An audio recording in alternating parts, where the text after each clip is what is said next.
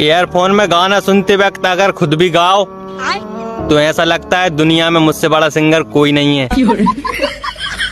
हाँ, आपको पता है कुंभकर्ण हमेशा चैन से क्यों सोता रहता था?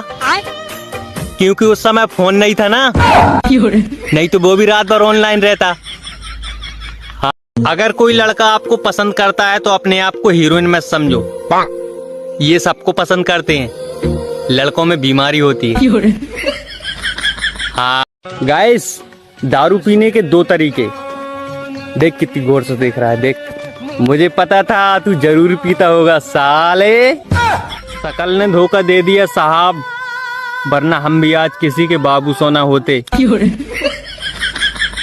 सुना है पापा की परियां काफी पढ़ी लिखी होती हैं, तो बताओ आई हेट यू का विलोम शब्द क्या होगा?